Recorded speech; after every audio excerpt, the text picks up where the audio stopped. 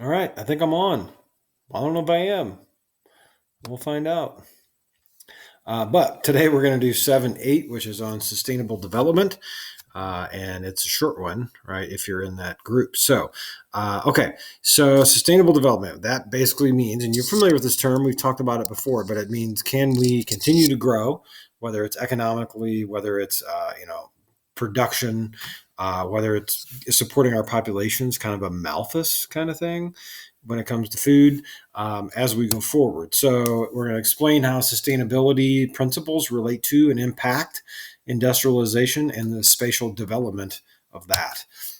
Sustainable development policies attempt to remedy problems stemming from natural resource depletion, so all the raw materials are gone, mass consumption, which is Rostow's fifth stage, right?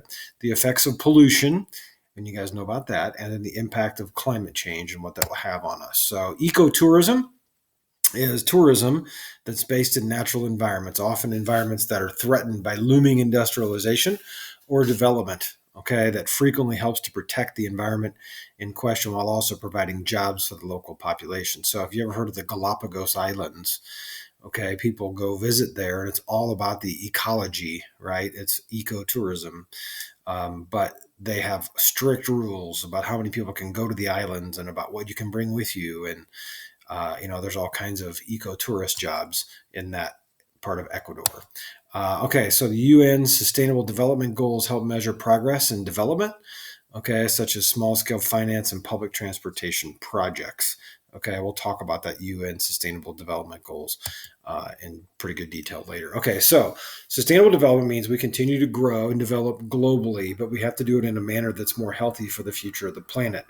It doesn't help America because it doesn't help America if we take our industrial jobs and all of the smoke and all of the pollution that we created in the 1950s. And in America, we say, hey, we're not doing that here anymore. We're going to take that and send it to, a developing core, or not core, but periphery country. Well, great.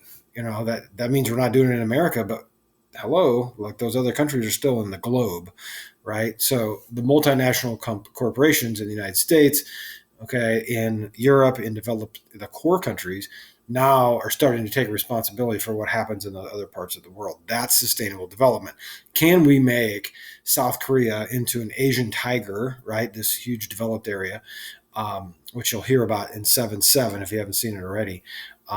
Can we do that and do that in a way that sustains the environment going forward so that 200 years from now we'll still have a planet like this for people to exist in? All right, so what's the problem, right? There's 8 billion people on this planet. Okay, we should be able to do this though.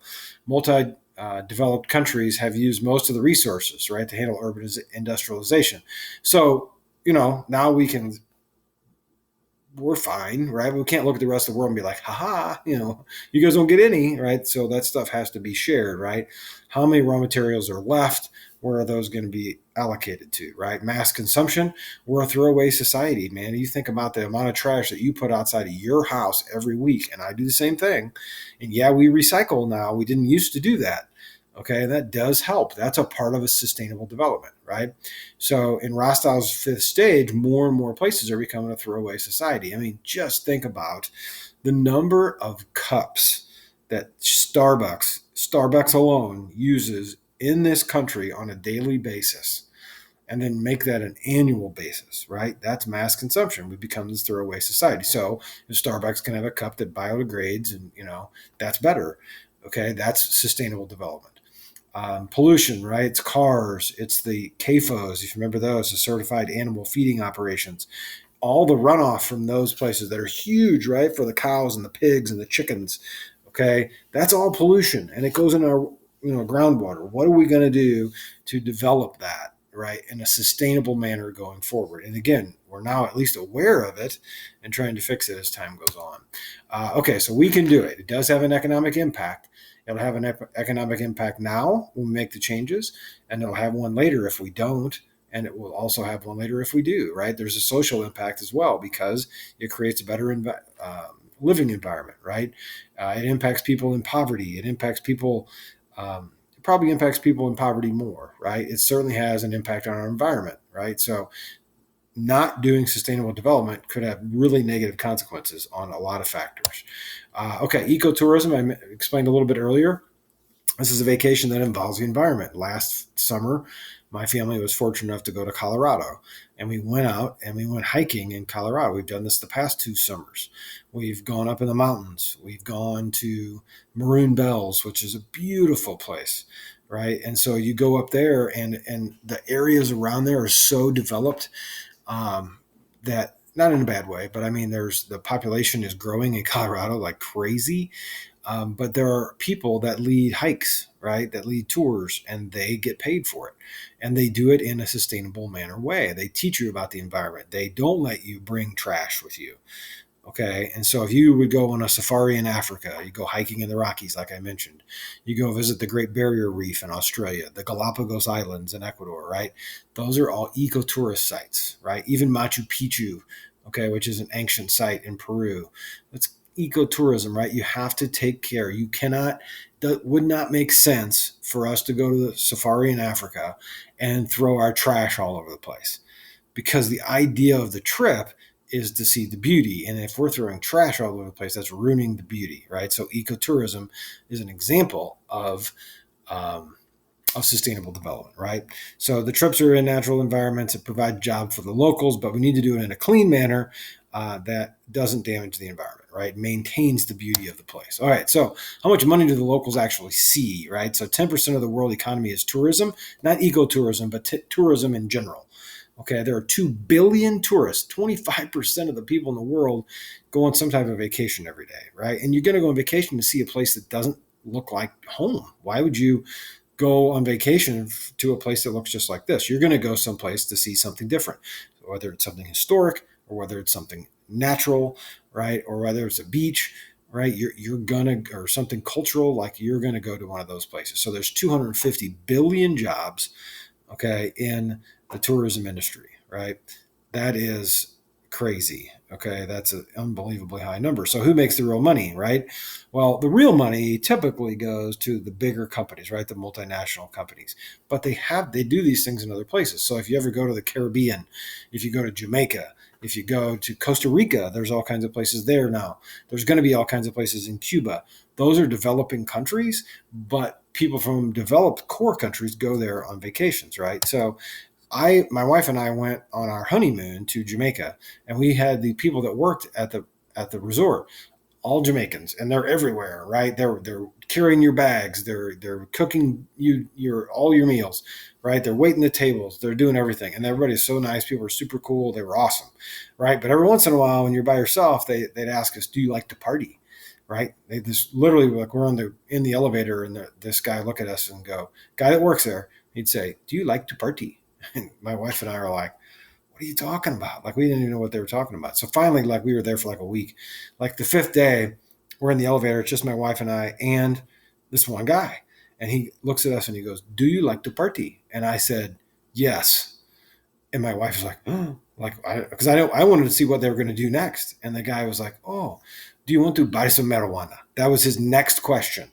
Okay. And I was like, "No, I'm good. I don't want to do that." And I said, "Why does everybody ask us that question?" And he said, basically, he said to supplement their money. So what I learned there is they're not making a lot of money. Okay. Yeah, it's a job, and they're making money that they wouldn't have made otherwise, but they're not making a lot of it. So they're trying to sell marijuana to the tourists that are there. And the reason they don't just come flat out and ask you is because if they get caught, then they lose their job. So if they say, "Do you like to party?" and you say yes, then to them that means, okay, it's okay to ask the next question, right? So that's how they supplemented their income. Whether it's still that way or not, I don't know. That was 20 years ago, right? The real money, the big money, doesn't typically go to the communities. It goes to who owns the resort. So we went to church on our honeymoon as well. And when we were at church, we're standing in the church, and all of a sudden there's this like big commotion, and you'd have thought that Jesus himself was walking in the back of the church. Everybody's freaking out, So here comes this guy, big tall guy. He walks in there, and everybody's like, "Hey, Mister," or whatever his name was. And so they're all talking to him, right? And so we're like, "Okay, whatever." So we go through the church service, and it was beautiful.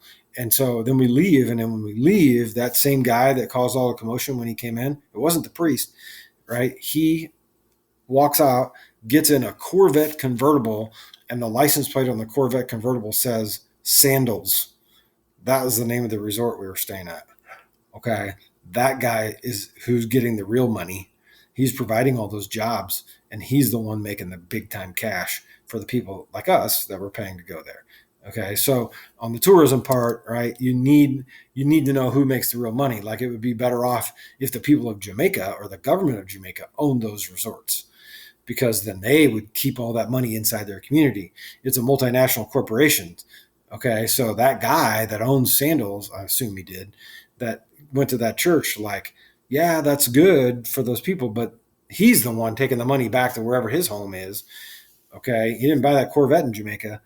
I mean, so that's what it means by who's that money going to. So, all right, United Nations has 17 goals, right? They're called United UN Sustainable Goals, right? And so you look at them there: no poverty, zero hunger, good health and well-being, quality education, right? Gender equality, okay, clean water and sanitation, right? So you go through all of these, and these are things that you and I look at and go, yeah, okay, these are good. But so the United Nations, right, which is a multinational organization of just about every country in the world, they're trying to make all these things happen. And it's kind of working. It's not great, but it's better, right? There is still poverty in the world. There is still hunger in the world. Okay, but the UN is working to improve those issues. I don't know if they're going to be able to get it so it's perfect for everybody, but they're at least address these. And these are goals of sustainable development.